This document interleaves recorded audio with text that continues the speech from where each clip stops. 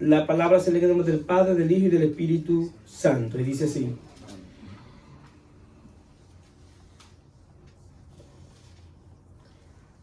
Porque quiero que sepáis cuán gran lucha sostengo por vosotros y por los que están en la Odisea y por todos los que nunca han visto mi rostro, para que sean consolados sus corazones, unidos en amor, hasta alcanzar todas las riquezas de pleno entendimiento, a fin de conocer el misterio de Dios, el Padre, y de Cristo, en quien están escondidos todos los tesoros de la sabiduría y del conocimiento.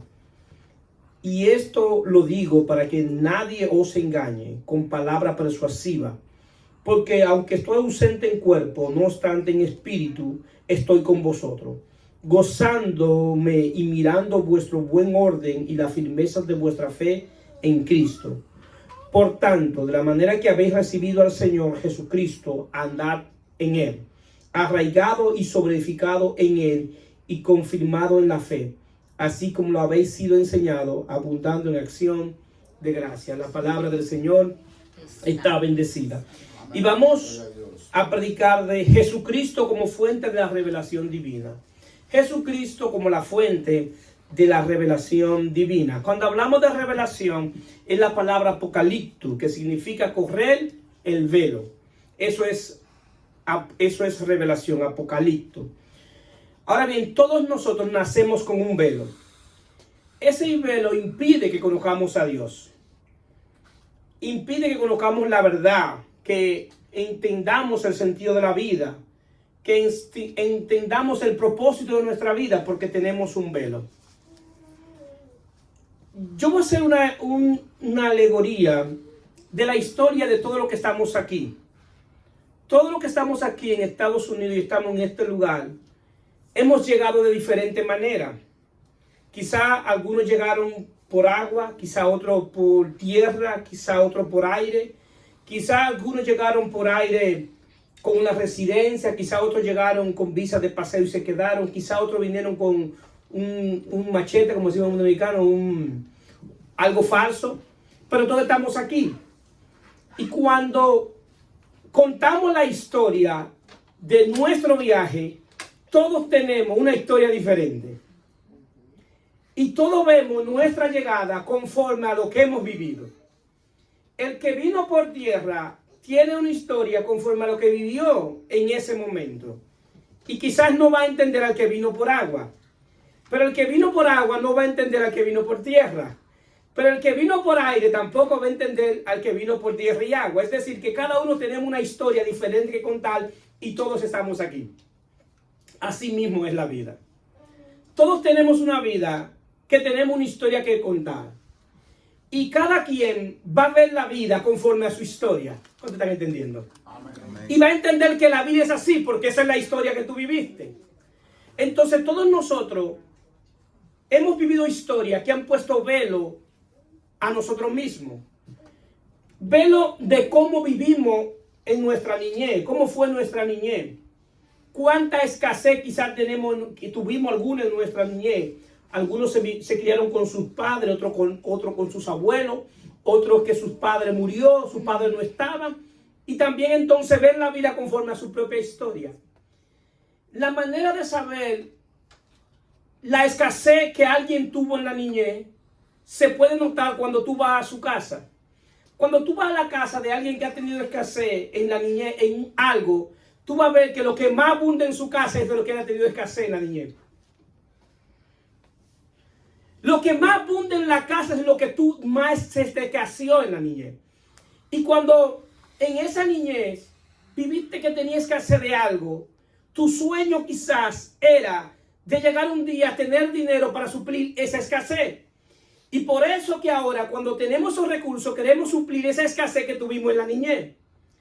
Pero cuando venimos a Cristo nos damos cuenta que no se trata de tener cosas externas, que se trata de tenerlo a Él, que la verdadera escasez con la que nosotros hemos vivido es con la escasez de Cristo. Es la escasez de que Él vive en nuestros corazones.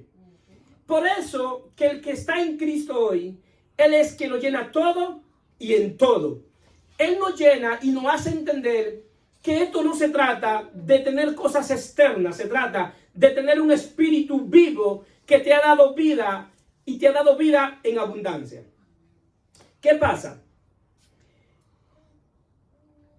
Nosotros nacemos con ese velo y ese velo se va formando por nuestra vivencia, por lo que nos han enseñado, y entendemos que la vida es así. Y muchas veces nos quedamos en eso que hemos vivido y no transicionamos a ver más allá de lo que vivimos, a ver más allá que Dios tiene un futuro glorioso para todo que cree en Él. ¿Cuánto lo creen? Amén. Un futuro glorioso y eterno. No es un futuro temporal. Es decir, Pablo decía que lo que no se veía es mayor que lo que se ve, porque lo que se ve tenía tiempo de perecer, pero lo que no se ve es eterno. Es decir, que lo que nosotros recibimos es algo eterno. Pero se hace difícil entender lo eterno cuando vivimos un tiempo en el tiempo. Entonces nosotros nos enfocamos en el momento que estamos viviendo. Y en el momento que estamos viviendo, creemos que todo está perdido. Creemos que ya no hay nada que podamos hacer. Bueno, lo que pasa es que está viendo la cosa conforme a tu experiencia y no conforme al Dios que se ha revelado en la Biblia. ¿Por qué? Porque el Dios que se ha revelado en la Biblia es el Dios que permite lo caos para Él poner las cosas en orden. El Dios que nosotros creemos es capaz de Él mismo amar caos para que tú entiendas que lo necesita a Él. Es decir, ese Dios que nosotros servimos es el Dios que nosotros debemos de ahora en adelante poner todo nuestro empeño en conocerle. Todo nuestro empeño en esta vida sería conocerle. Así como hemos puesto empeño en tener posesiones, empeño en tener un buen trabajo, en tener riqueza, empeño de darle a nuestros hijos lo que nosotros no tuvimos, empeño en tener una casa en mi país, en tener un recurso para la vejez. Todo eso está bien, pero hay cosas importantes, pero hay cosas que son de suprema importancia. Y lo que es de suprema importancia en esta vida es conocerlo a Él. Es conocerlo a Él. Eso es de suprema importancia. ¿Por qué? Porque el que no lo conoce a Él y vive en la vida, nació en tiniebla, vivió en tiniebla y cuando muera vuelve a las tinieblas.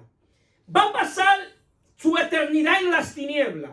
¿Por qué? Porque no entendieron el sentido de la vida. No entendieron el propósito de la vida. No entendieron quién es su creador y para qué lo creó. No entendieron en realidad lo que en esta vida era de suprema importancia. Entonces, ¿qué pasa? Hay gente que pierde su vida tras de un propósito terrenal. Y lo mejor sería que tú pierdas tu vida detrás de un propósito celestial. Y perder la vida bajo un propósito celestial no es morir físicamente, sino morir a ti. Morir a no vivir para ti, sino vivir para Él. Porque antes de vivir para Él, hay que morir para ti. El evangelio se confunde mucho, o muchos lo confunden, por la mala interpretación que se da del evangelio. Y a muchos nos enseña que el evangelio es tratar de obtener cosas.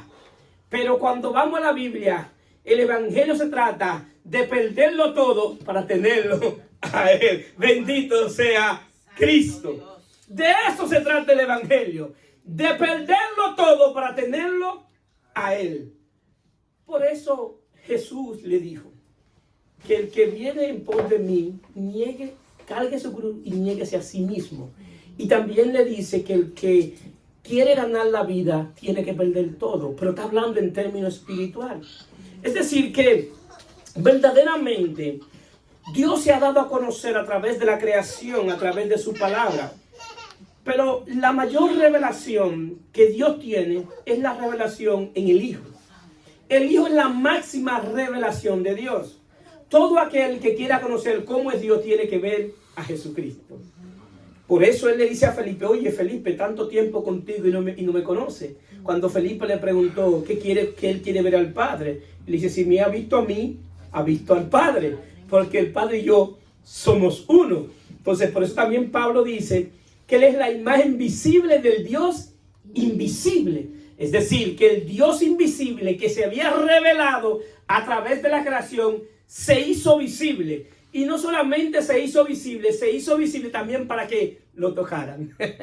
Por eso Juan dice que él lo tocó, que él tocó a ese Dios que la gente desconoce, que él estuvo con él, que él lo abrazó. ¿Por qué? Porque se hizo visible. ¿Qué pasa? Si nosotros vemos cómo Dios ha querido revelarse, tenemos que darnos cuenta claramente de que Dios se ha revelado en el Hijo. Y es desde Génesis capítulo 1. Busquen Génesis capítulo 1 para que ustedes vean lo simple. Génesis 1:1. Búsquenlo en su Biblia para que vean lo maravilloso de las Escrituras. Génesis está fácil de buscar. Génesis 1. 1 en adelante. Aleluya. 3 hojitas. Alabado sea Dios. Dice, en el principio creó Dios los cielos y la tierra estaba desordenada y vacía, y las tinieblas estaban sobre la faz del abismo, y el Espíritu de Dios se movía sobre la faz de las aguas, y le dijo Dios, sea la luz, y fue la luz, y vio Dios que la luz era buena, y separó Dios la luz de las tinieblas. Génesis está revelando la obra de Cristo. Génesis 1 está revelando la obra de Cristo. Todos nosotros hemos venido a Cristo con una vida desordenada y vacía. Ese desorden y ese vacío, ¿qué hacía? Que anduviéramos en desorden, que no anduviéramos en el orden de Dios. Pero Dios, ¿qué hace? Que separó las tinieblas de la luz. Dios sacó las tinieblas por medio a la luz. Entonces Dios está estableciendo qué es lo que él hace en el hombre que llega a él con la vida desordenada y vacía, que por medio de la luz pone el orden. Es decir, en el principio había caos, y después que vino la luz, ¿qué hubo? Orden. ¿El orden de quién? El orden de Dios. Todo aquel que no está en el orden de Dios está en desorden.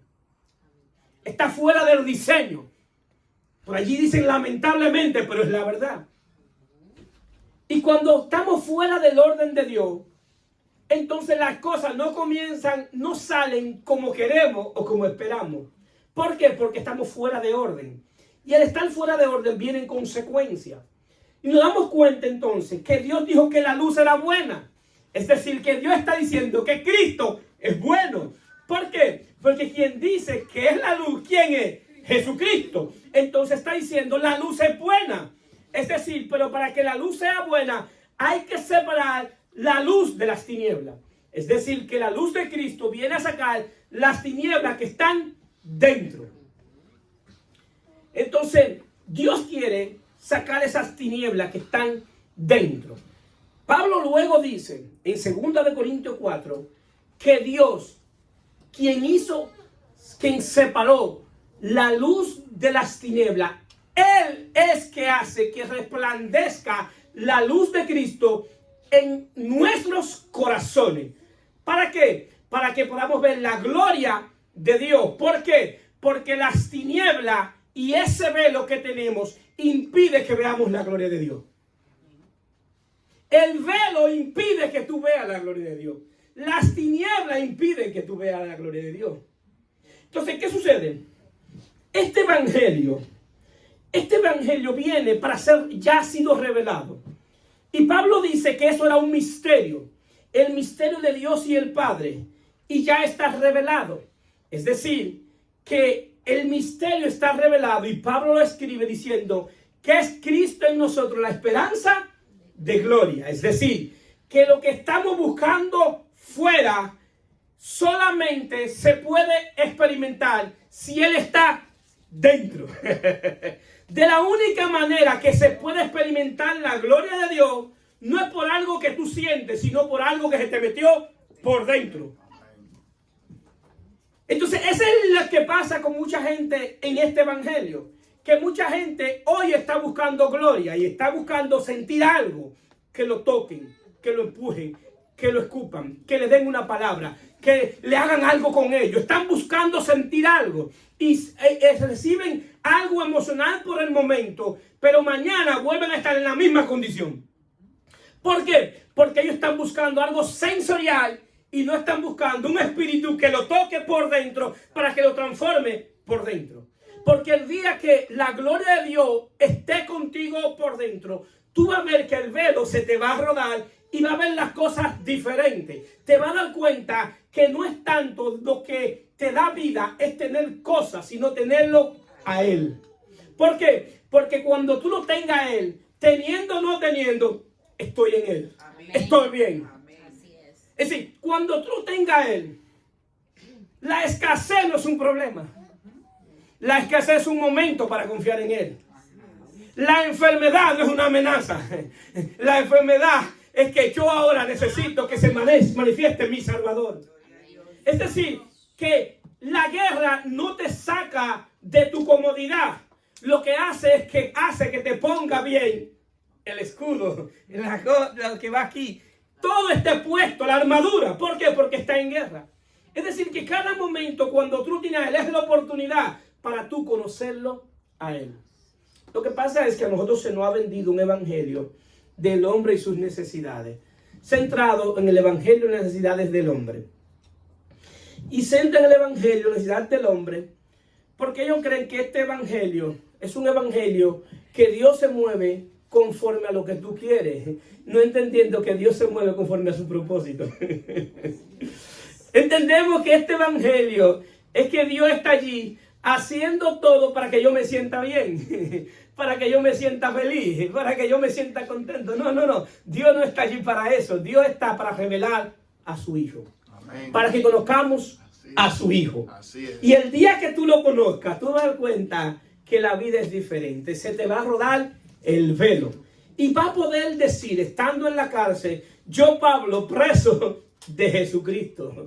Yo, Pablo, no estoy preso de Nerón. Yo estoy preso para bien del evangelio. ¿Por qué? Porque Pablo no tenía un evangelio centrado en él, en su comodidad, en su necesidad. Tenía un evangelio centrado en Jesucristo, Señor nuestro. Bendito sea Cristo. ¿Qué pasa? Pablo puede conocer a Dios. Es porque se le reveló el Cristo de la gloria. Se le reveló Cristo por dentro. Y por eso Pablo dice que cuando le plació al Padre revelar a su Hijo en mí, porque quien se le reveló fue la fuente de la revelación. Dios, dice Hebreos 1:1, habiendo Dios hablado muchas veces y de muchas maneras a los padres por medio de los profetas, en los posteros tiempos ha hablado por medio de su Hijo Jesucristo. Está diciendo que antes habían agentes de revelación. Un profeta era un agente de revelación que venía y hablaba de parte de Dios. Es decir, él no hablaba su palabra, hablaba lo que Dios decía. Pero cuando un profeta hablaba su palabra, era considerado un profeta falso. ¿Por qué? Porque no hablaba lo que Dios estaba diciendo. Por eso cada profeta tenía una señal distintiva que lo distinguía al hablar. Muchos decían, así dice Jehová, cuya presencia estoy. ¿Para qué? Para identificar que quien estaba hablando no era él, sino Dios. Que él era un agente de revelación. Ahora, en esa palabra que el profeta decía, tenía tanto valor como la misma ley. Como la misma ley escrita tenía tanto valor esa palabra.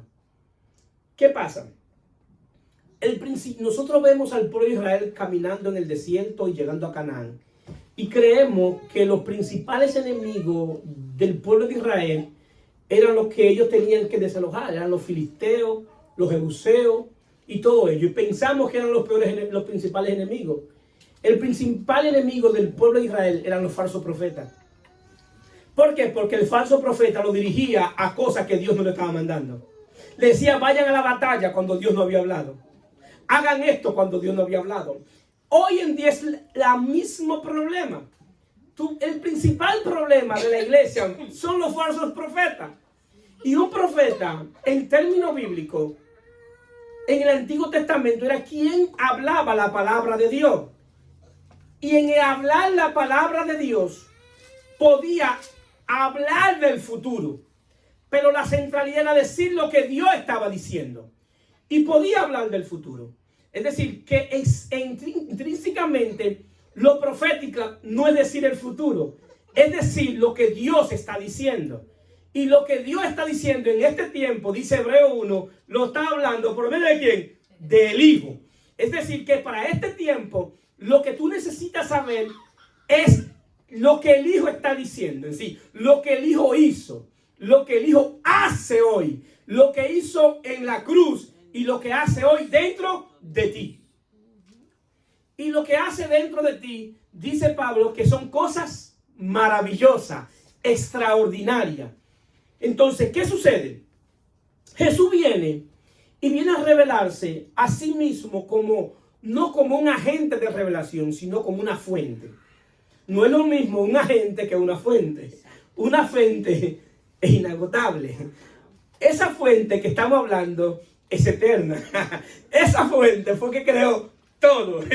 Esa fuente, dice la palabra, que todo existe por Él y para Él. Esa fuente es eterna. Esa fuente es invencible. Esa fuente es la vida. Esa fuente es la luz. Esa fuente es la verdad. Entonces, ¿qué te falta si tú estás en Él? Aleluya.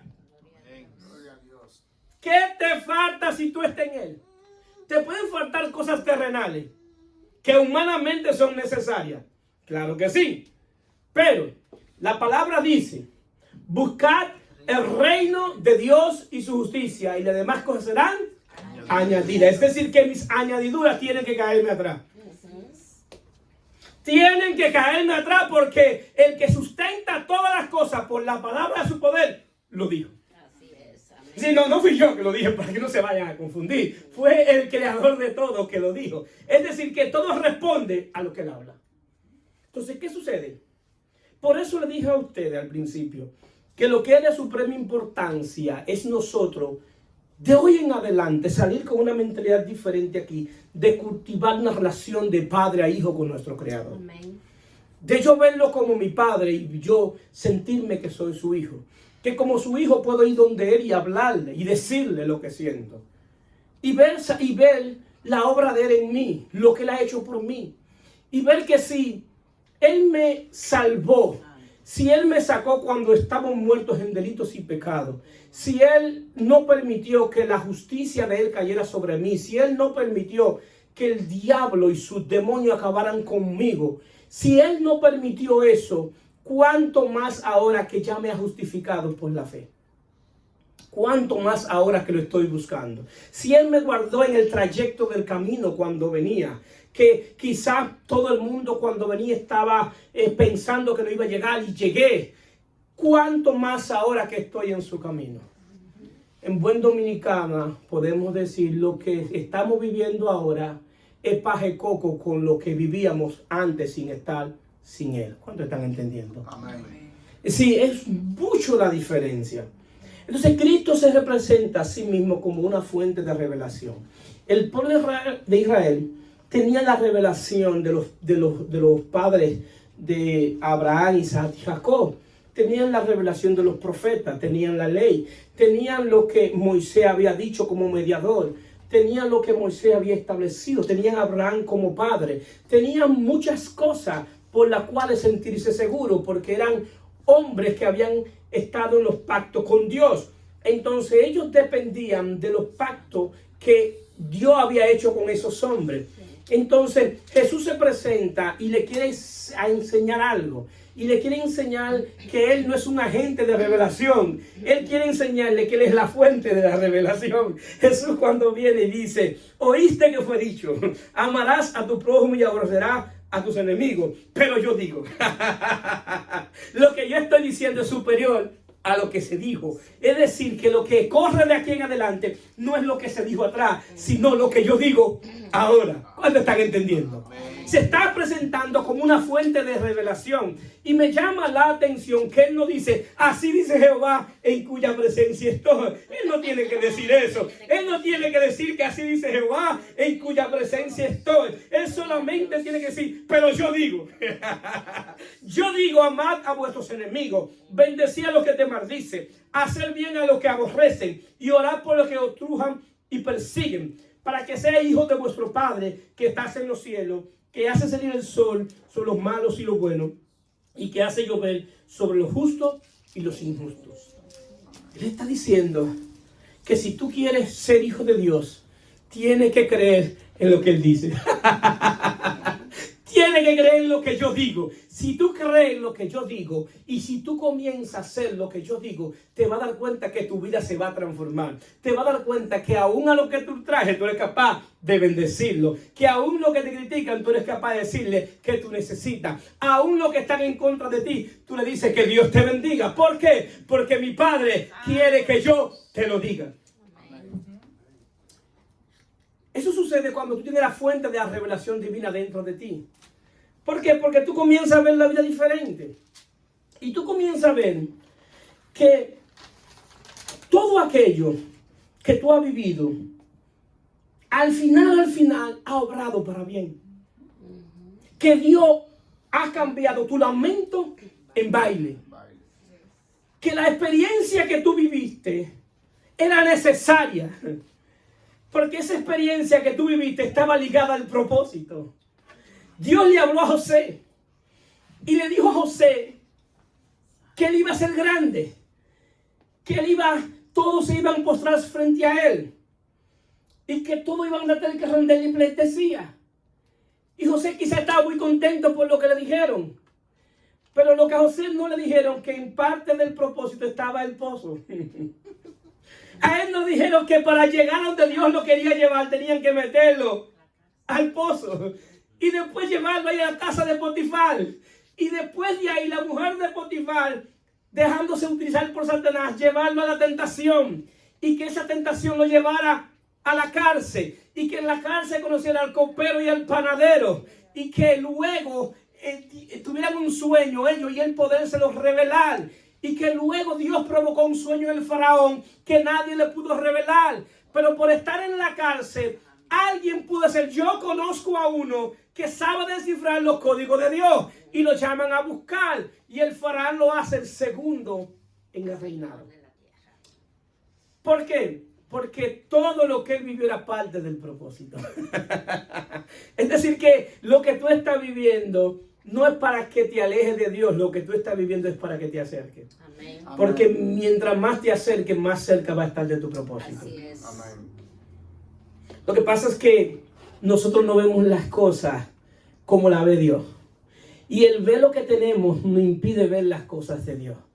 Por eso José dice y puede decir que todo lo que ellos hicieron era parte del propósito. Era parte del propósito. Tú vas a decir, pero lo que yo estoy viendo, pastor, usted no me consuela con lo que yo estoy viviendo. Usted me diga que era parte del propósito, porque yo sé lo que estoy viviendo. Todos aquí hemos vivido procesos. La fe no probada no es una fe que merece confianza. Si tú quieres que tu fe sea verdadera, debe ser probada. Debe ser metida al fuego. Tenemos este tesoro en vaso de barro, para que la excelencia no sea de nosotros, sino de Dios. Y tenemos una fe, un evangelio que es comparado al oro, y el oro, para purificarlo, hay que meterlo al fuego. Lo que pasa es que muchos queremos un evangelio sin fuego. Malas noticias, no hay evangelio sin fuego. El fuego es que te purifica para que conozca al Dios que tú le sirves. ¿Cuánto dicen amén? Amén. Amén. El entendimiento viene dado cuando vemos a Cristo. Todo entendimiento de esto viene dado cuando conozcamos a Cristo. Porque nos vamos a dar cuenta entonces que esto no se trata de mí. Esa es la parte más difícil. Que esto no se trata de mí. Se trata de Él. Y todo lo que Él tenga que hacer para que Él sea glorificado, lo va a hacer. Lo va a hacer. ¿Por qué? Porque se trata que Cristo sea exaltado. Que Él sea exaltado sobre todo.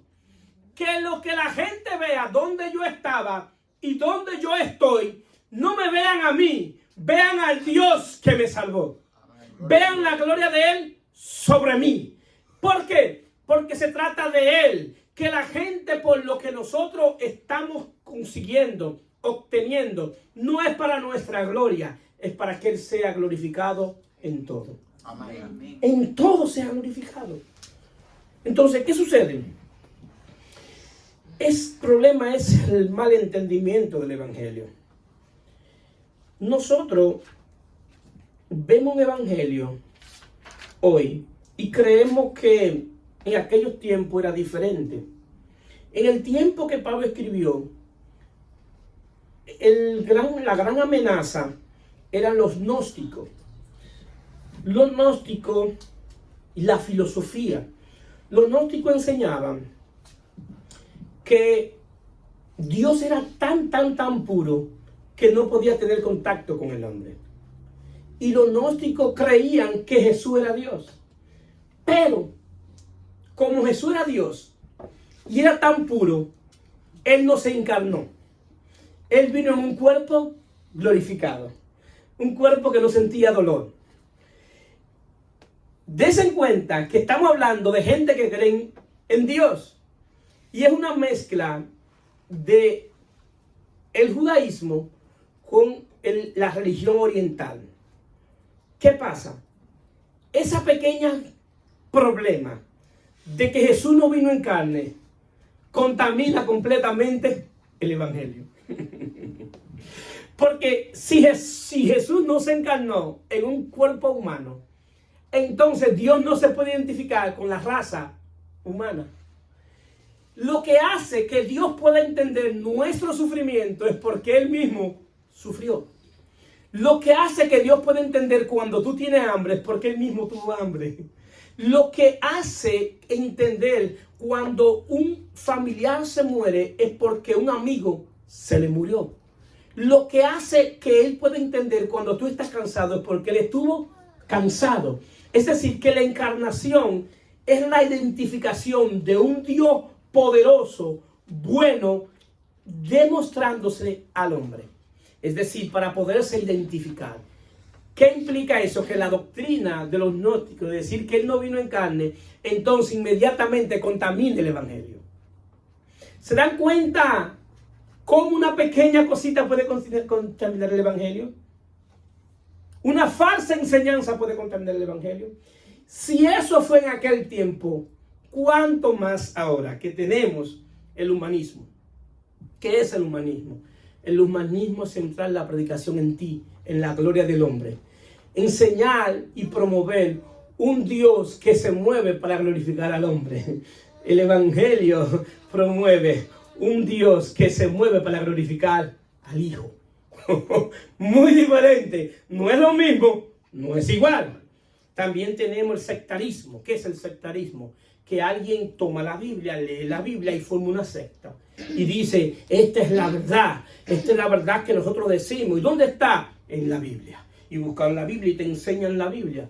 Y sacan textos fuera de contexto.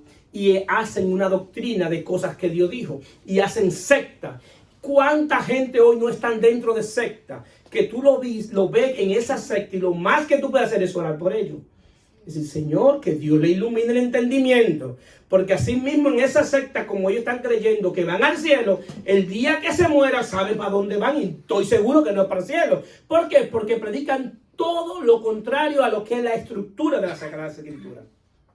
El fundamento de las características de la secta es que quitan el fundamento de las Escrituras.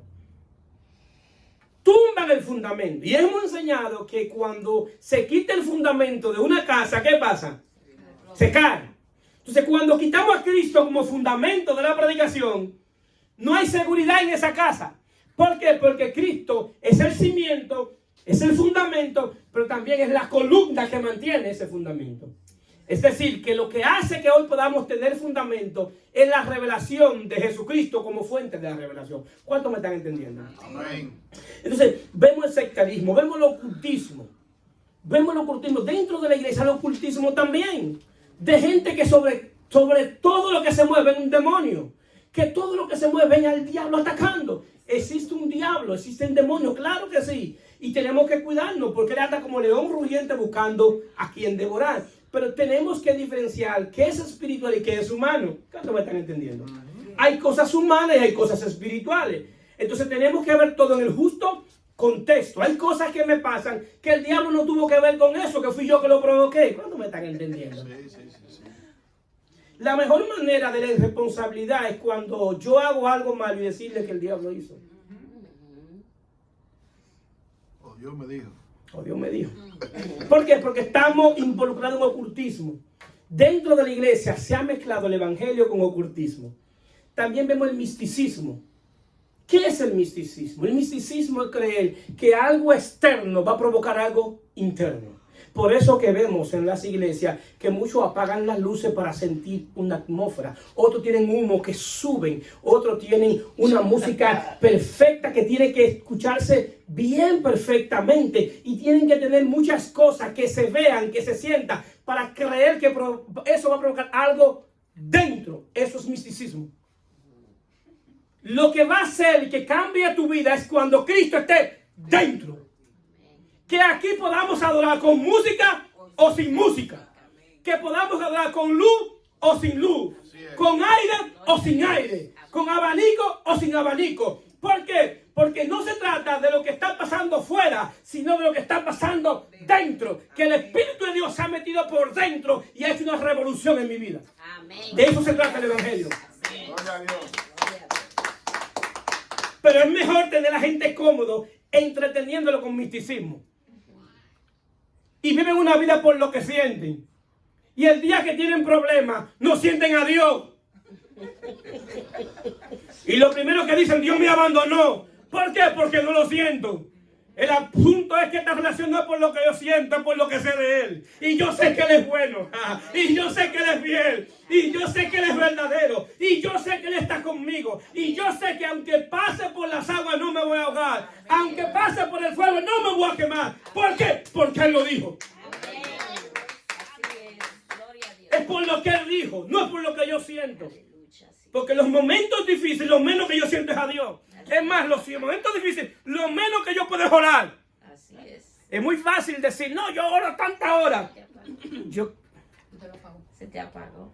Yo quiero ver a aquel que me diga a mí que en los momentos de presión de su vida y momentos difíciles puede conectarse con la oración. Que me lo diga a mí. Muy difícil. Muy difícil. Que me lo diga a mí. Que en esos momentos difíciles que tú necesitas orar, es los días que menos puedo orar. Y yo sé que el Espíritu se ha ido de mí. Ajá. Y yo sé que Él está conmigo. Y aunque no me hable, yo sé que Él está conmigo. ¿Por qué? Porque no han vendido un evangelio almático, sentimental, que toca los sentimientos, para que tú salgas de aquí emocionado, pero no transformado. Y salen allá afuera, y salen emocionados. Y tú le preguntas, ¿cuál entendiste? Estuvo bueno, pero no entendí nada. Pues te perdiste el tiempo. Perdiste el tiempo. Porque la idea es que tú salgas de aquí con entendimiento, aunque sea gozoso, y salga gozoso. Que salga con entendimiento para que lo que tú entendiste lo incorpores a tu vida. De eso se trata. Que lo que yo aprendí aquí, yo lo incorpore a mi vida eternamente. Y cuando mañana venga el problema, el Espíritu de Dios traiga la palabra que se me dijo hoy y esa palabra me dé fuerza. ¿Y que por qué? Porque yo sé que estoy sobre la roca. Que aunque yo esté temblando encima de la roca no va a temblar debajo de mí. Porque Él es la roca fuerte. Él es mi fortaleza. Él es mi salvador. Él es mi Dios. Por eso estoy confiado en Él. Gloria a Dios. De eso se trata el Evangelio. Aleluya. Gloria a Dios. Así es. De eso se trata. Pero, como en un mundo que vivimos hoy, donde hay leche sin lactosa, café sin cafeína, tenemos un evangelio sin cruz, tenemos un evangelio sin Cristo. Es posible en este mundo. Para los apóstoles, El evangelio era Cristo. El tema era Cristo. No había otro tema, era Cristo. Si tú le preguntabas a Pablo, Pablo, dime algo, te iba a decir algo de Cristo. No, dame un de Juan. Juan, dime algo. El evangelio es Cristo. Pedro, pero dime tú algo diferente. El evangelio es Cristo. Pero nadie, todo el mundo me está diciendo que es Cristo. Sí, tienes que arrepentirte para que lo conozcas. El asunto es que hoy en la iglesia podemos tener gente sin arrepentimiento. Entonces, es indispensable para que conozcamos este evangelio y para que tengamos acceso a la fuente de la revelación, que haya arrepentimiento, un cambio de mentalidad. Amén. Como Él es la fuente de revelación, mi mente debe cambiar. Todo lo que yo he vivido, todo lo que me ha pasado, esa mentalidad tiene que cambiar para ponerme en sintonía la mentalidad de Él. Entonces, ¿qué pasa? Queridos hermanos, Pablo habla de la riqueza de pleno entendimiento. Es decir, que hay una riqueza en entender. Hay una riqueza en entender. Porque cuando tú entiendes, tú conoces. Yo no sé si a ustedes les ha pasado esos momentos que tenemos difíciles, esos momentos que tenemos procesos, esos momentos que tenemos ataques, y nos acercamos a la palabra de Dios y abrimos y comenzamos a leer. Y hay una palabra que se conecta a mi espíritu. Y como que algo pasó en mí. Y como que la vida comienza a cambiar. Como que yo comienzo a ver las cosas diferentes. Lo que pasa fue que lo que está ahí en la Biblia te tocó dentro. Lo que está en la Biblia, la palabra de Dios, se te metió por dentro y el espíritu te está revolucionando. ¿Para qué? Para que vea lo necesario que es tener entendimiento de la palabra. Hay una riqueza de pleno entendimiento. El entendimiento de esa riqueza de lo que tenemos en Cristo. Jesús dijo que va a dar vida y vida en abundancia. Es decir, que esa riqueza está contenida en su vida. La riqueza de que está hablando aquí está contenida en la vida de Cristo. Si tú estás en Cristo, si has creído en Cristo, tú eres rico en términos espirituales. Lo único que te falta es entendimiento. Entender lo que tú tienes. Entender lo que tú eres. En Él somos, en Él vivimos y en Él caminamos. Es decir, que tu ser está completo en Él. Tú estás completo en Él. La relación del ser es lo que tú eres. Que en estos caminos lo que te da valor es lo que tú eres, porque está en Él. Y lo mejor de esta vida es poder decir: yo soy hijo de Dios. Dios es mi Padre y yo soy su hijo y mi Padre me ama. Esto me da confianza. Esto me va a dar seguridad, porque el perfecto amor echa fuera todo el temor. Es decir, que lo que yo estoy viviendo no me va a destruir. Lo que yo estoy viviendo no va a acabar conmigo. ¿Pero por qué no va a acabar contigo? Porque mi Padre me ama. Y mi Padre no va a permitir que las circunstancias me destruyan. Mi Padre me va a demostrar que por encima de toda circunstancia está Él. Por encima de todo. Por encima de todo está Él. Es un tesoro de la sabiduría y el conocimiento. Están escondidos en la vida de Cristo. El día que tú te topes con esa vida, tu vida en sabiduría va a cambiar. Te vas a dar cuenta, como decía Pablo, he aprendido a contentarme cualquiera que sea mi situación. Estoy bien si estoy saciado, pero estoy bien si tengo hambre. Todo lo puedo en Cristo que me fortalece. Tú vas a ser fortalecido cuando aprendas a vivir esta vida sin importar cuál sea tu situación. Tu situación es permitida para que aprenda. Para que aprenda y lo pueda conocer a Él. De eso se trata el Evangelio. Es Cristo en nosotros la esperanza de gloria. Bendito sea Cristo. Se pueden poner de pie. Aleluya. Aleluya. Aleluya. Aleluya.